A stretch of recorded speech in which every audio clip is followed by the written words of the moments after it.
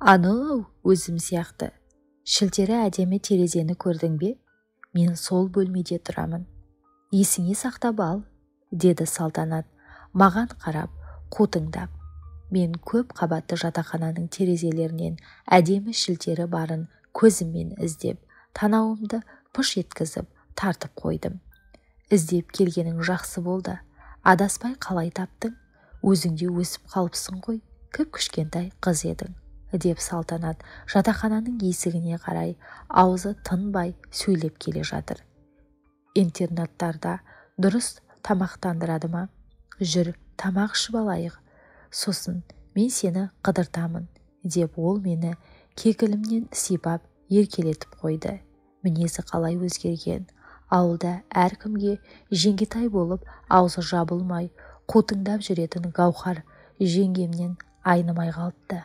Мынау баяғы жәудіреп тұратын ұялшақ Салтанат емес, бірақ бәрібір ол сұлу-ақ, тек кинода ойнайтын сұлулар секілді. Шашын кескені қандай жақсы болған, деп соңынан бұрымына қызығып еріп келемін.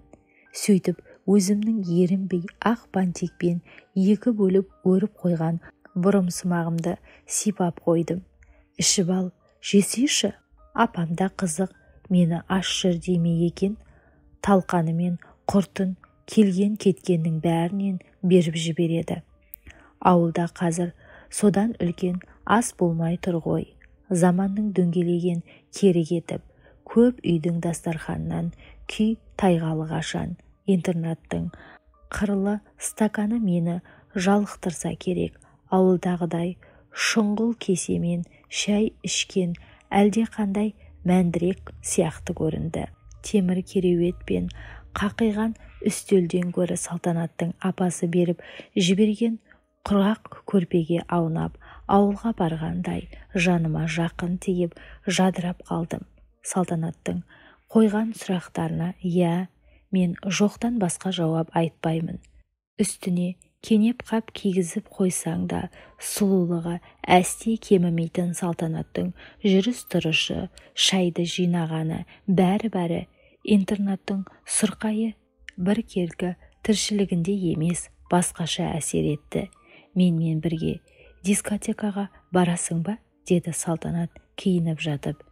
Үндемесем де, осындай аса көрікті әпкемен еріп жүргеніме іштей қуанып тұр едім. Салтанат үстіне майда қызылды жасылды көбелек тектес гүлдері бар қып қысқа мықынның әрең жауып тұратын көйлек киіп алды. Аппақ, оқтаудай түзеу екі аяғы талантты мүсіншінің қолынан шыққан мінсіз туынды сияқты. Ұзын шашын тарақтап жайып жіберді. Көйлегінен шашы ұзын. Егер ауылда дәл осылай көшеге шыға келсең, жұрт ескендірдің қызының көйлегіне мата жетпей қалған ба деп күлер еді. Деді Салтанат айнаға қарап күліп қойып. Өзінің көркіне өзі де көңілі толғандай. Айна алдында әпкем көркіне масаттанып әрі-бері бұрылып қояды. Далаға шықтық. Жатақхана алдында темекі шегіп отырған жігіттердің біреуі Салтанаттың басынан аяғына дейін мойынын шалқақтатып көз жүгіртіп ысқырып жіберді. Па шіркін, королева, қайда кетіп барады?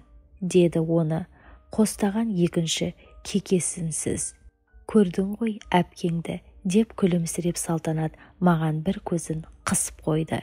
Келер жолы қайда келетінімді ұмытып қалмайын деп әрең сарсылып іздеп жүріп тапқан жатақхананы есіме сақтап алайын деп артыма бұрылдым. Жатақхана сыртында нөмірі 3-ші құрылысшы жастар жатақханасы деп бадырайып орысша жазылып тұр екен. Кіріп шығып жүрген жастардың 99% қаракөз жастар. Айтпақшы, ауылдағы ескендір шал қызым оқуға түсті деп өлердей қуанып, көрші қолаңға ағыл-тегіл дастархан жайып, қуанышын бөліскен жоқ па еді. Салтанат, сені біздің ауылдағылар институтқа оқуда деуші еді ғой, ал мұнда студенттер емес, жұмысшы жастардың жатақханасы деп жазылып тұр ғой, дедім шыдай алмай. Салтанаттың институтты оқығаны рас, студент болғаны да рас, бірақ қазір студент емес. Кейін айтамын, үлкейгенде түсінесің, деді де шуы мол би алаңына мені жетелектеп кіріп кетті. Қазір айтсаң да түсінемін, айтшы, дедім.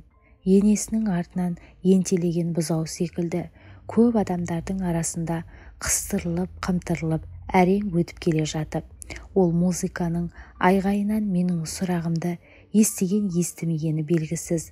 Даңғаза шудың ішінен біреулерді іздеп мойнын созып маған қарап басын шайқады.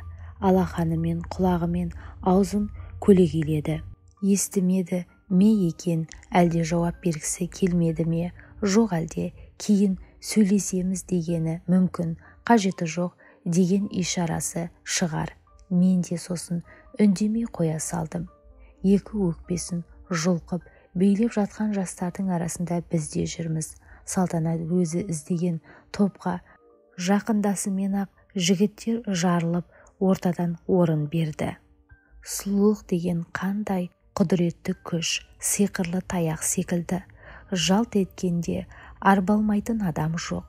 Көрікті, аса көркем қызбен бәрінің де билегісі келеді. Келесі би басталған сайын Салтанатқа жапа-тармағай бірнеше жігіт қатарынан ұмтылады. Әні бір еңгезердей сымбатты жігіт Салтанатты билеп төстеп, иемденіп барады. Ысырыла биден шеттеп қалдым. Ішім пыса бастады. Салтанаттың көзі маған бір түскенде кетейікші деп ымдадым. Би алаңынан Салтанатпен бірге екі қолын қалтасына салып, қораздана күжірейтіп, әлгі жігітте ере шықты. Қараңғылық баяғыдан түскен күздің алғашқы күндерінің ызғары байқалады. Шаршадың ба? Тоңғанда шығарсың. Кетейікші, дедім оған қарап. Білмеген адам тоңады. Әлде де билей тұрсақ қайтеді қыздар, деді жаңағы жігіт. Салтанатқа бір жағы өтінгендей қиылып, Салтанат маған не істейміз дегендей сұраулы жүзбен қарап еді. Мен кеткім келіп тұрғанын білдіріп, маңдайымды тыжырайттым. Оның үстіне манадан бері билемей шетте Салтанаттан көз алмай тұрған ұсқынсыздау, шикілі сары жігітте көңіліме неше түрлі күдік ұялатып тұр еді. Сонымен қораз жігіт бізді шығарып салмақ болды. Өзінің де аты Ораз екен. Жатақханаға қарай аяңдап келеміз. Самаладай жарқ-жұрқ еткен даңғазаға толы би алаңы да артта қалып барады. Жарық көшелер кейін қалып, жаңадан салына бастаған үй құрылыстарына жақындағанда Салтанат, мына үйлерді біз тұрғызып жатырмыз, деді. Мақтанғаны әлде өкінгені белгісіз. Сіз секілді аруға балшық илеп кірпіш көтерген обал екен. Сіз сияқты аруға актриса болу ғана лайық, деп қораз жігіт Салтанаттың сүйріктей саусақтарын алақанымен әспеттей көтеріп, ерніне апармақшы болып еді. Ол қолын сілкіп тартып алды. Мынадай сүмпіл шаш ежелгі ертегілер замандағы аруларда ғана болған шығар, деп тағы да Ораздың жападай алақаны Салтанаттың шашын желкесінен бастай сипайып келіп, мықынына аялдады. Сіз де мына шешендігіңіз бен құрылысшылар арасында босқа қор болып жүрген сияқтысыз ғой, деді Салтанат алға қарай ырши түсіп. Ораз бағанағы би алаңындағы биязылығынан арылып, кейпі бір түсі өзгеріп келе жатыр еді. Ұрттап алған болуы керек. Аузы ашылғанда арақ иісі аздап мүңкіп ете қалды. Салтанатқа тез жүрсеңші деген кісіше алға озыңқырап безілдеп келемін. Олар артымда асықпай басып келе жатыр. Қайта-қайта соңыма бұрылып асықпайтын Салтанатқа ызам келе бастады. Енді бір уақытта әлгі жігіт бір қолымен салтанатты иығынан қапсыра құшақтап алыпты. Тез-тез жүре бастаймын деп олардың қарсы ұзай бере қалт тоқтадым. Жақындағанша күтіп тұрмын.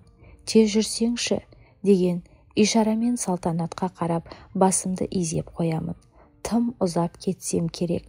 Бір кезде салтанаттың даусы шар ете қалды. Қолы сумаңдап келе жатқан жігіт қай кезде менің сұлу әпкемді лақтай бақ еткізіп көк шөптің үстіне атып ұрғаны. Бота, балапан, балапан деп салтанат менің кішкентай күнімдегідей тұншыға шақырды. Алысып жатқан екеуінің қасына жетіп барып, әліме қарамай-ақ әлгі жігіттің арқасынан жармаса кеттім. Сырттай қараған біреулер үшін мынау сурет әрине сайқымазақ комедиялық көрініс болып көрінері қақ. Қораз жігіт мені шыбын құрлы көрмей жерге жалп еткізе салды. Шамам келмесе де қайта ұмтылдым.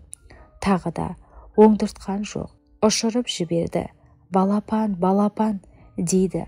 Арпалыса ышқынған салтанат. Көзіме салтанаттың жоғары жағында жатқан сынық кірпіш оттай басылды. Жүгіріп барып кірпішті қолыма алып, ой, мынау жынды ма? Таста, қазір екеуіңді де өлтіремін деп күжірейген жігіт салтанатты тастай салып маған ұмтылды. Осы сәтте бізге қарай едіреңдеп келе жатқан манағы сүйкімсіз жігіт көрінді. Көзімнің оты жарқ етіп құлап бара жатып бізге қарай ышқына ұмтыла келе жатқан манағы сүйкімсіз жігіт жанарыма оттай басылды. Бәрі бітті деп ойладым. Бәрі бітті. Есімді жиғанымда қасымда жылап отырған салтанатты көрдім. Балапан, көзіңді аш дейді салтанат жыламсырап. Қасында тізерлеп бағанағы би алаңындағы білмейтін жігіт тұр. Кет деп айғайлап жібердім. Денем қорқыныштан қайта дірілдеп қоя берді. Тағы да талып бара жатқан сияқтымын. Балапан, қорықпашы, бұл бізбен бірге жатақханада тұратын нағашыбай ғой деп салтанат мені басымнан қапсыра құшақтап жалаңаш тізесіне жатқызды. Көйлегі тым жоғары көтеріліп кеткен екен. Бәріне кінәлідей көрінген осы бір қысқа көйлегінің етегін топыраққа былғаған. Қолдарынан төмен тарқылсып аппақ саны жауып жатырмын. Мына әрекетім салтанатқа да ес кіргізгендей мені сүйемелдеп орнынан атып тұрды. Үшінші жатақханаға қарай келе жатырмыз. Адамдардың бір-біріне жасаған кісәпірлігінің ұялғандай, аспандағы жұлдыздар да әрең-әрең жылтыңдайтын секілді. Маған сол сәт анау артта қалып бара жатқан біртпей тұрған құрылыс алаңы секілді дүниенің бәрі алқам-салқам, қорашта, сиықсыз, мәнсіз сұлулықтың өзі де мағынасыз болып көрінген еді. Кейін мен шикі сары жігіттің бізге Алла айдап жіберген құтқарушысы екенін білдім. Бірақ ол салтанаттың бүкіл тағдыры екенін сол кезде білген жоқ едім. Оны салтанаттың өзі де ұққысы келмеді. Нағашыбек салтанаттың бөлмесіне жиі келеді. Әрине оның салтанатты өлердей сүйетіні айтпаса да түсінікті. Артынан көлеңке сияқты салпақтап жүргені. Сол еріп жүріп қойып салтанатты бір абыройсыздықтан құтқарып алып қалғаны.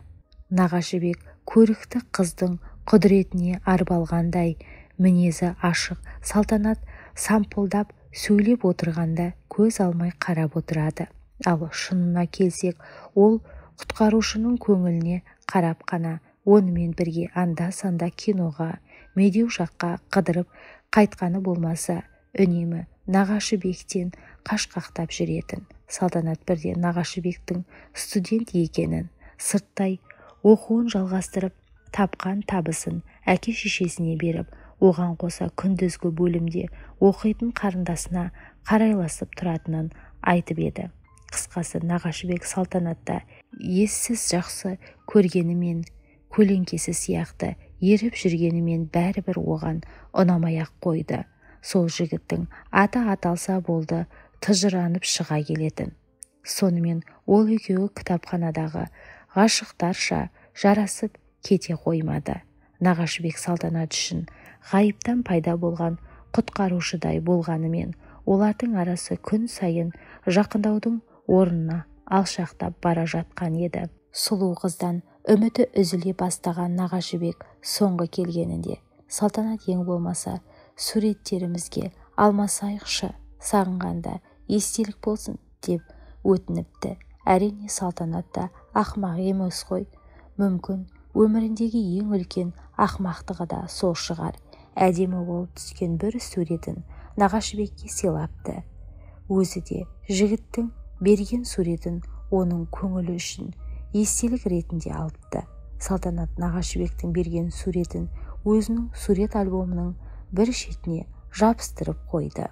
Ал құрбылары сол суреттің ебедейсіздеу тұрған шикілі сары жігіттің суретін көрген сайын «Мынау кім-ей?» деп жырқылдап күлуші еді. Салтанат біртүрлі қызарақтап, «Әй, жарайды, тамақ сұрап тұрған жоқ қой, тұра берсін, қайырымды бір жігіт» дей салатын. Алайда жерлес әпкелерінің жанына тәулік бойы табылуға даяр табынушылары көп болса да Салтанаттың бағы ашылмады. Сол сырты жылтыраған сұлулығына ғана сұқтанып, ішкі әлеміне үңілмей, өзін көрікті жаратылған бір бұйым ретінде ғана иемденгісі, яки болмаса бір ғана құшып кетуді мақсат тұтатын жігіттерден талай аузы күйіп, үрлеп ішетін десе, армандағы адамын әйтеуір жолықтыра алмады. Барлығы да Тәңір сұлу етіп жаратқан қызды жақсы көріп ғашық болғанмен, қасында еркек біткен, балға үймелеген арадай болып жүретін аруға үйленуге тәуекел етпеді. Ондай батылдар табылған кезде Салтанаттың біреуге басыбайлы жар болуға деген ниеті болмады. Ал баяғы оқиға жерлес әпкем екеумізді жақындатып жібергенмен, кейін тағдыр біздерді бөлек арналармен ағызып әкеткен еді. Мына қызықты қараңыз. Мен кейін нағашыбекті бірнеше рет телевизордан көрдім. Баяғы 20-ға жетер-жетпесіндегідей ұсқынсыздау емес, әжептәуір ысылып, ақылы кейпі оны кәдімгідей тартымды етіп көрсеткені байқалады. Шашы да сонау бозбала кездегідей үрпиіп тұрған жоқ.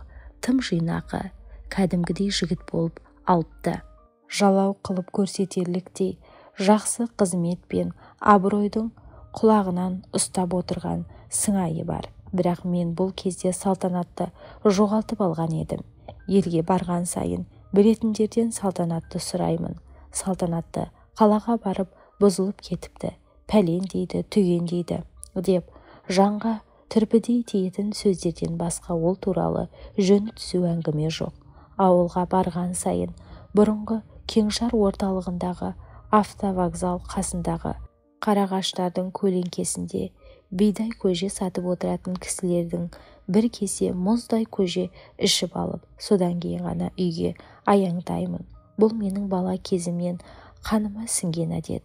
Шаң басқан пұшық аптабұздан түсіп, салқын бидай көжені қолыма ала бергенде, атыма мініп қамшысын салбырап келе жатқан Ескендір Атайға ұқсайтын шалды байқап қалдым.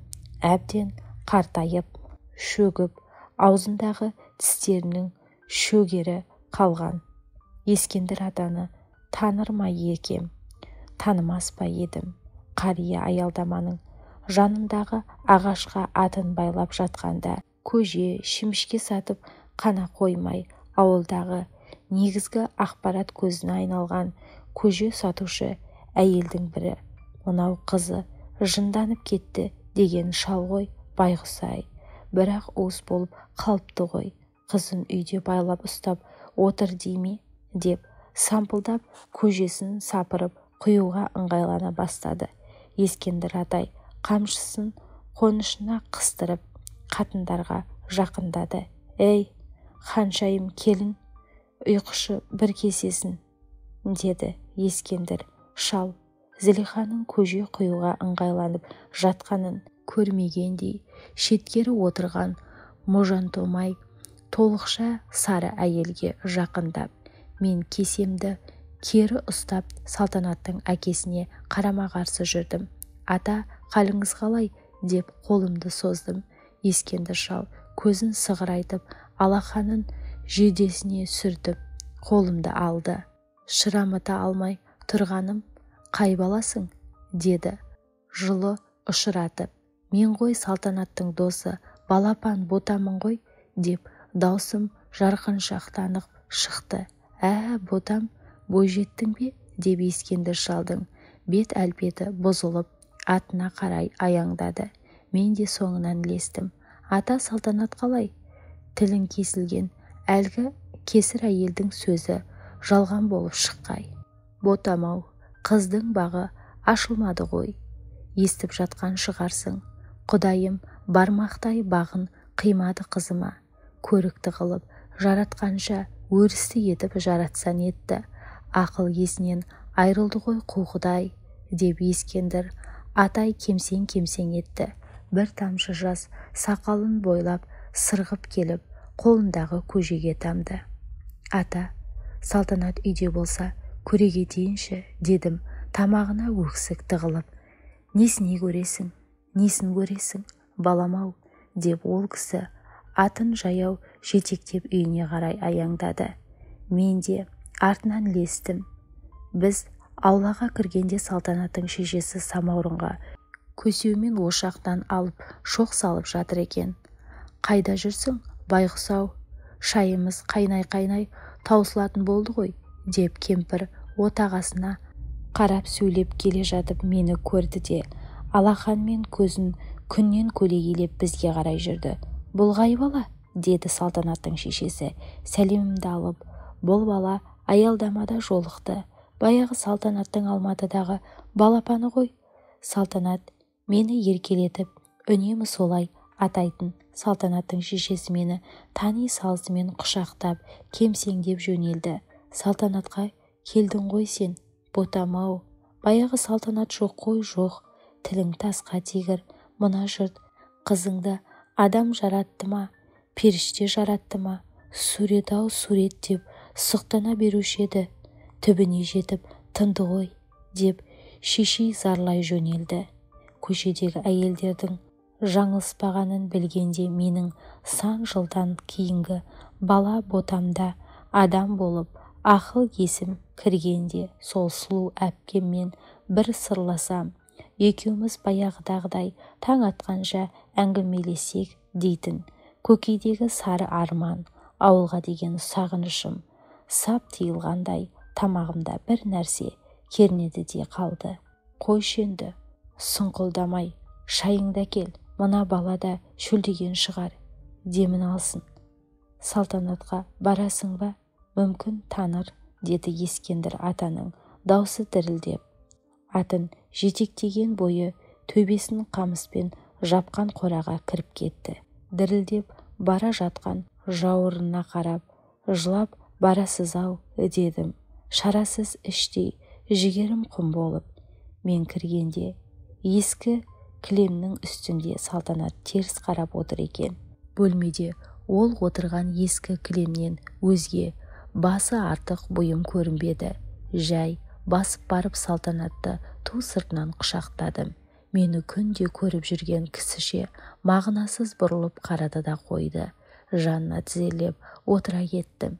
Көзінен ып-ыстық жас домалап барып Салтанаттың шашына құлады. Баяғы сұлу Салтанат қой мынау. Ауырғаны да, ақылынан адасқаны да мүлде өтірік сияқты. Маған тамақ берші, қарным ашты, деді Салтанат жалынышты көзқараспен. Күнім-ау, тамақ жесең әкелемін ғой, садағаң кетейін, деп менің артымнан ілесе кіріп үндемей тұрған Салтанаттың шешесі тырпылдатып, кебісін сүйретіп қайта шығып кетті. Шашы баяғы оқиғадан кейін қайта тарақ көрмегендей қобырап тұр. Таныды ма екен, танымады ма екен, деген оймен көзімнің жасымен автобустың шаңына айқыздалған бетімді алақанымен сүртіп терезеге жақындадым. О тоба, терезенің алдында баяғы Нағашыбектің альбомынан жыртып алынған сурет жатыр екен. Әңгіменің соңы. Әңгіменің авторы Айнаш Есәли.